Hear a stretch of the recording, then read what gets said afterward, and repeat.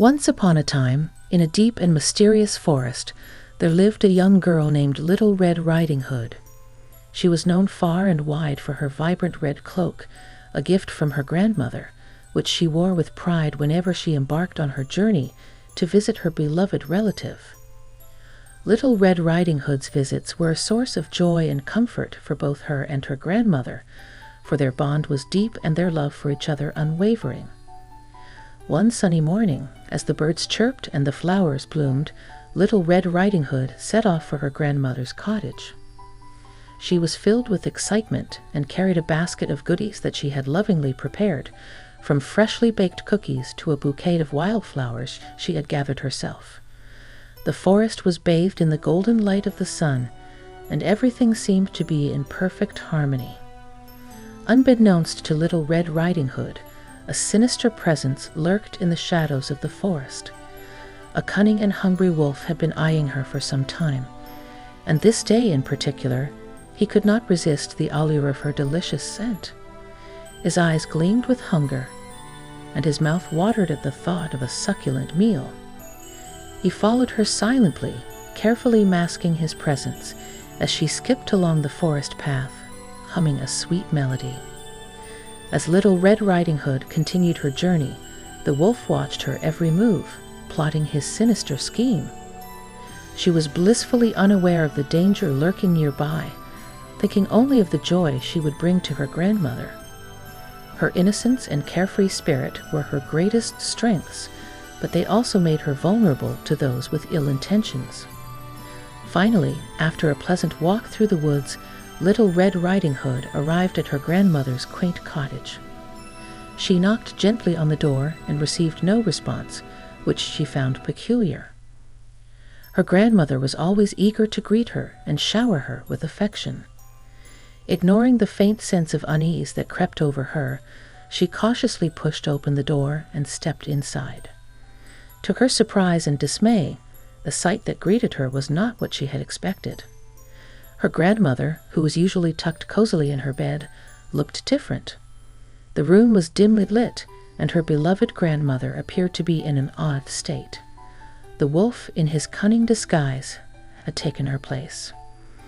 Little Red Riding Hood's heart raced, and she felt a shiver run down her spine as she realized the wolf's true identity.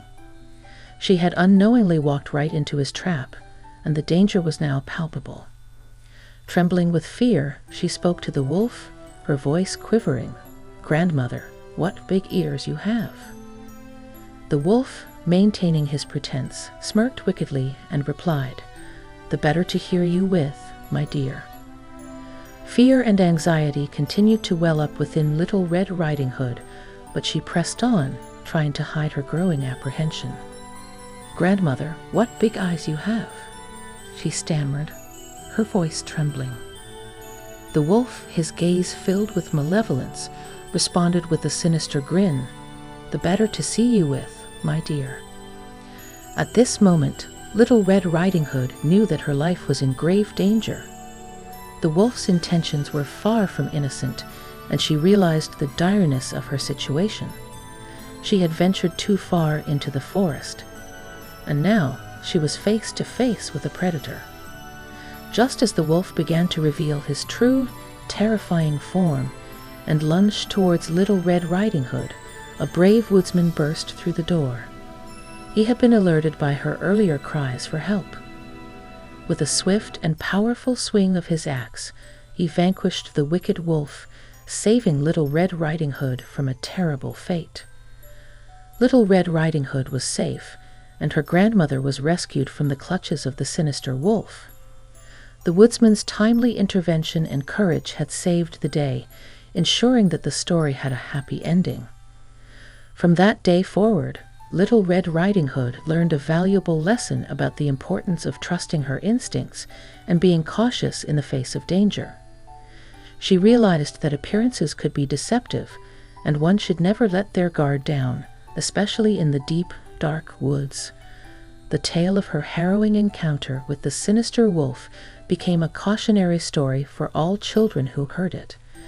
It served as a reminder that the world could be a dangerous place, and one must always be vigilant and careful, even when things seem safe and familiar. Little Red Riding Hood's story was told far and wide, and it resonated with children and adults alike. It became a cherished piece of wisdom that was passed down through generations, ensuring that all who heard it would remember to trust their instincts, stay alert, and most importantly, be safe. As the story concluded, it left an indelible mark on the hearts of its listeners. The children who heard it would grow up with the valuable lesson of caution and discernment, while adults would be reminded of the importance of protecting and educating the younger generation about the perils of the world. Little Red Riding Hood's story was a timeless fable that would continue to serve as a beacon of wisdom for those who ventured into the woods, teaching them to tread carefully and keep a watchful eye for any lurking danger. In the end, as the sun set over the forest, and Little Red Riding Hood made her way back home with her grandmother, the lessons of the story were etched into their hearts. The deep forest, once a place of wonder and enchantment, now held a deeper meaning. It was a place where courage and caution were intertwined, and where the bonds of love and family would always triumph over the sinister forces that sought to disrupt them. So, the next time you find yourself wandering through the woods, remember the untold tale of Little Red Riding Hood and the sinister wolf. Trust your instincts, stay alert, and most importantly, be safe. For in the heart of the forest, where beauty and danger coexist, the lessons of this timeless story will guide you on your journey, ensuring that you, like Little Red Riding Hood, emerge from the darkness into the light, unscathed and wiser for the experience.